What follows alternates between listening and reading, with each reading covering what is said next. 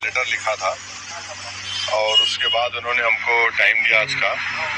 तो मेरे साथ हमारे बिहार के अध्यक्ष जनाब अख्तर अली मान साहब हैं, आदिल हसन साहब हैं और हमारे बहादुरगंज के कैंडिडेट हैं ये हम तौसीफ आलम साहब। तो हम लोगों ने जाकर इलेक्शन कमीशन इंडिया से मुलाकात की। तो सबसे पहले अख्तर भाई कुछ बोलेंगे, फिर तौसीफ साहब, फिर मैं बोलता हूँ। बोलिए अख्तर भाई आप। हम लोगों ने इलेक्शन कमीशन ऑफ इंडिया से इस बात की गुजारिश की है कि इन्होंने 3 कट ऑफ डेट्स दिए हैं और बिहार में जो सिविल रजिस्ट्रेशन है वो बहुत कम है।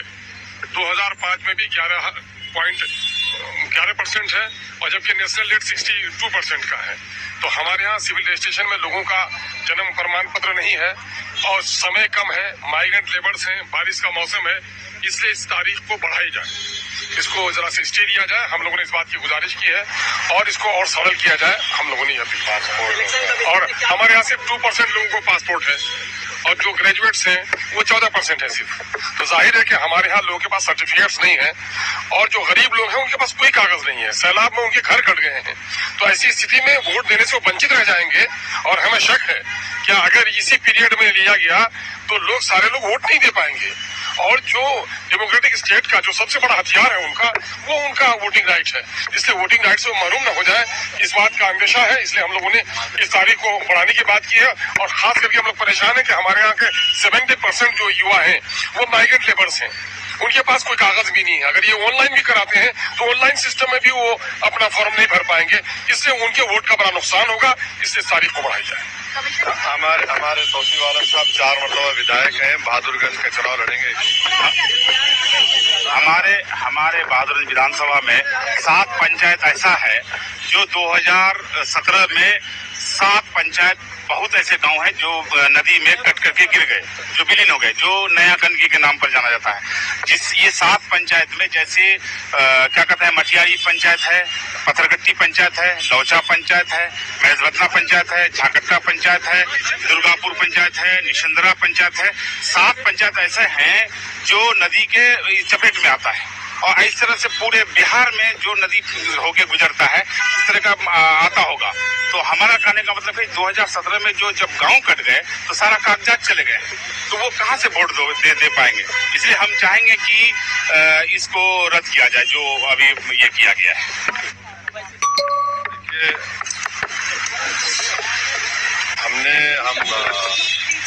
हमारे पार्टी के डेलीगेशन ने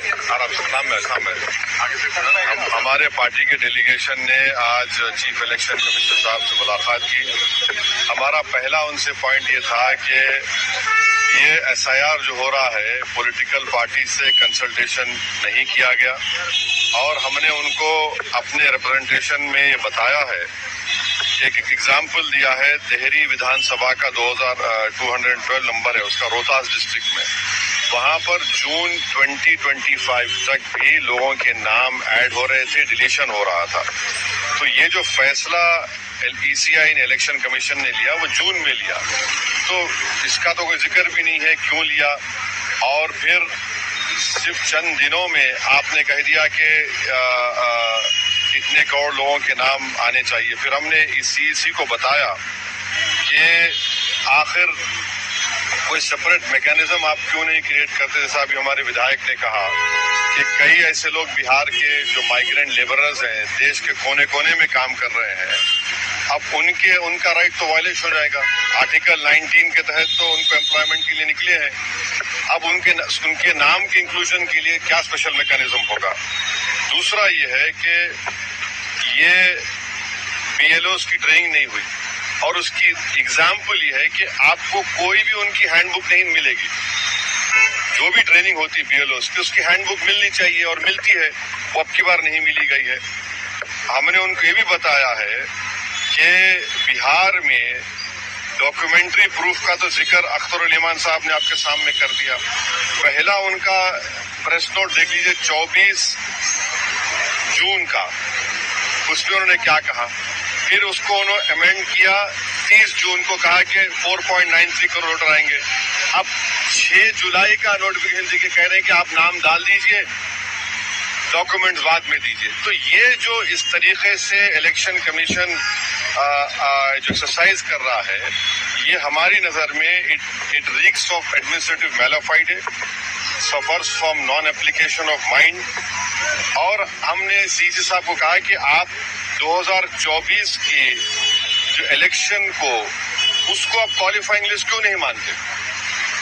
भाई 24 में तो हमने वोट दिया, अब 25 में आप कह रहे हैं कोई डॉक्यूमेंट दो। तो ये हमने उनसे पूछा और हमने उनको बताया कि आपने 2024 में जो वोट डालने दिया, आप 25 में डॉक्यूमेंट पूछ रहे हैं, तो ये तो 2 क्लास ऑफ वोटर्स आपने क्रिएट कर दिया, जो आर्टिकल 14 का वायलेशन है। आप कोई रीजनेबल जस्टिफिकेशन नहीं दे पा रहे हैं। और एक बात हमने उनके सामने कही कि ये जो भी एक्सरसाइज उन्होंने किया है इसका कोई लॉ से नहीं निकल रहा है, it is purely N administrative law के तहत किया, तो इसका भी मैलाफाइडे उसमें होता है। और आखिर में हमने उनको बताया कि सुप्रीम कोर्ट का एक जजमेंट है जिसमें हमारे पहले रिप्रेजेंटेशन में हमने जिक्र किया था, जो 2005 का सुप्रीम कोर्ट का जजमेंट है, जिसमें सुप्रीम कोर्ट ने साफ तौर पर कहा लाल बहा हुसैन में कि the misuse of powers by ERO to disenfranchise electors, possibility of time effective judgment of ERO जो यहाँ पर हो सकता है, and consequence of having one name included in the previous electoral roll. तो ये सब बातें हमने ईसीआई के सामने रखी है, क्योंकि उन्होंने 3 डेट्स दिए, before 87, between 87 and 2004 and after 2004। तो ये हमने कहा कि इससे अगर कोई इलीगल माइग्रेंट्स है मान लीजिए, तो 2024 में उनको वोट डालने का इख्तियार क्यों दिया आपने? उसका कोई तो डेटा होना चाहिए, क्वांटम रेशियो क्या होगा। तो ये सब बातें हमने ईसीआई के सामने रखी। हमने उनसे भी ये रिक्वेस्ट किया कि खास तौर से जो बिहार का फ्लड इफेक्टेड एरिया है वहाँ के एडमिनिस्ट्रेशन को ऑर्डर दें कि जो लोग अपने डॉक्यूमेंट्स के लिए अप्लाई कर रहे हैं उनको फौरन दें। और हमने उनसे कहा कि सर ये एक्सरसाइज आप गवर्नमेंट टू गवर्नमेंट कर सकते थे, ईसीआई विद गवर्नमेंट के, भाई बताओ क्या है, कितने डॉक्यूमेंट्स है, नहीं है।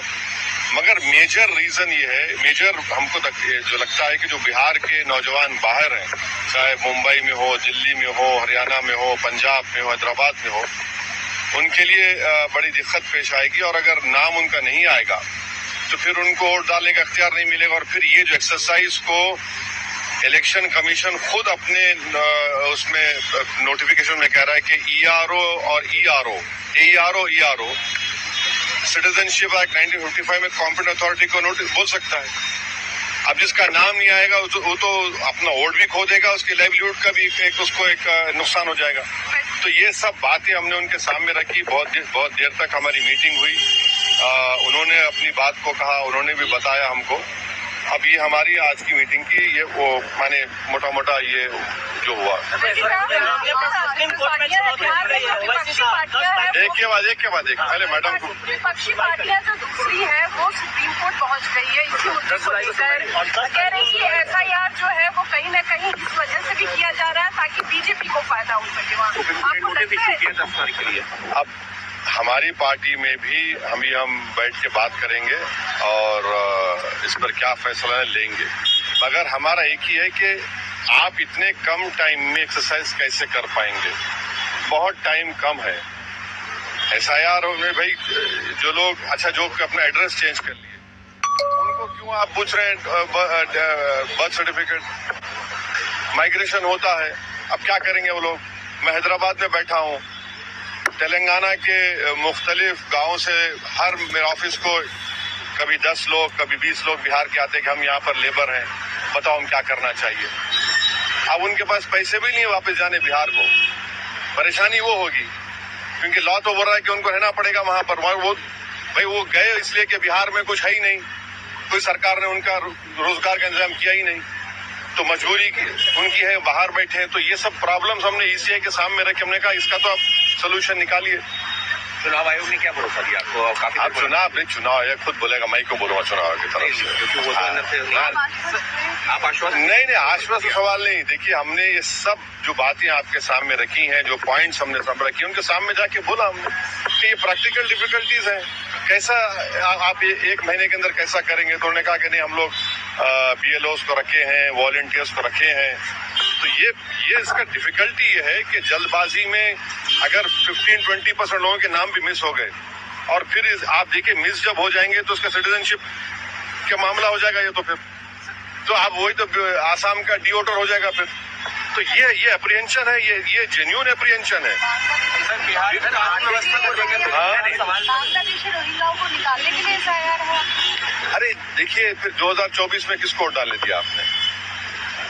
24 में आपने वोट दिया, मैंने वोट डाला बिहार में। हमारा देखिए एक सिनेरियो विजुअलाइज करिए आप लोग। अगर कोई लोकसभा के चुनाव में 20,000 वोट से हार गया कोई, और अब एसआईआर के बाद उसी के पार्लियामेंट सांसद में 20,000 कम हो गए, तो फिर वो क्या करेगा बेचारा? उसको राइट मिलना चाहिए था। राइट तो रिकॉल तो हमारे पास नहीं है। तो इसीलिए हम कह रहे हैं हम एसआईआर के खिलाफ नहीं, आप टाइम दीजिए ना। विपक्ष कह रहा है कि जो विपक्ष के वोट हैं वो कटवाने की साजिश है। देखिए सीमांचल की हद तक बीजेपी आरएसएस बार बार ये भ्रम, ये झूठ फैलाती है कि यहाँ पर बांग्लादेश के लोग आ गए। कहाँ है बताओ हमको? एक तो बता दो 71 में बांग्लादेश बना, जब वो लोग नहीं गए, इस सरजमीन को उन्होंने माना, वहां पर भारत की वॉर ऑफ इंडिपेंडेंस में हिस्सा लिया। बल्कि सीमांचल इलाके में अख्तर भाई बोलेंगे वहां पर तो इतना बैकवर्ड इलाका उस वक्त भी था, आज भी है, कि लोगों को लाकर वहां पर कैदी बनाते थे। क्या अख्तर भाई? तो ये हमको इस बात का भी डर है कि जो बार बीजेपी आरएसएस बोलती सीमांचल ऐसा हो रहा है, जब कहाँ है? पूरे भारत का सबसे अंडर डेवलप्ड एरिया अगर कोई होगा तो सीमांचल होगा। अब वहां पर जमीन कट जाती है। आपने सुना, आपने क्या कहा कि कई 2017 में कितने 8 गांव 7 पंचायतें गायब हो गई। अभी भी आप जाएंगे, हर साल वहां पर हजारों एकड़ जमीन कट जाती है। तो ये चीज है। सर बिहार के कानून व्यवस्था को लेकर लगातार अब ये ईसीआई के तक ईसीआई के तक चुनाव आयोग ये कह रहा है कि 2002 में भी जब ये प्रक्रिया हुई थी 1 महीने का वक्त था। आप कह रहे हैं कि वक्त कम है, लेकिन उस दौरान ना पार्लियामेंट के इलेक्शन के लिए 1 साल का टाइम था। जो यहाँ सुन तो लीजिए, पार्लियामेंट के इलेक्शन में 1 साल का टाइम था, विधानसभा के इलेक्शन के लिए 2 साल का टाइम था। वो बात सही है कि इन्हीं महीनों में हुआ था, इन्हीं महीनों में हुआ था, मगर टाइम तो था चुनाव के लिए। अगर आप चुनाव को सामने, अब आपको नवंबर में 4 महीने में चुनाव कराना है, तो इसको भी तो सामने रखिए। और जो सीमांचल के बिहार का नौजवान जो भारत के कोने कोने में जाकर काम करता है अपनी जिंदगी के लिए, उसका क्या होगा बताइए? चुनाव में तो इलीगल तरीके से पॉलिटिकल पार्टी उनको बुलाती है, अब उनको कौन बुलाएगा? 1 नहीं 2 नहीं, लाखों में है ना।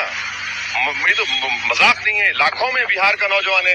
अख्तर भाई ने कहा कि 60-70% बिहार का सीमांचल का नौजवान तो मुख्तलिफ भारत के कोने कोने में काम कर रहा है। तो ये डिफिकल्टी है।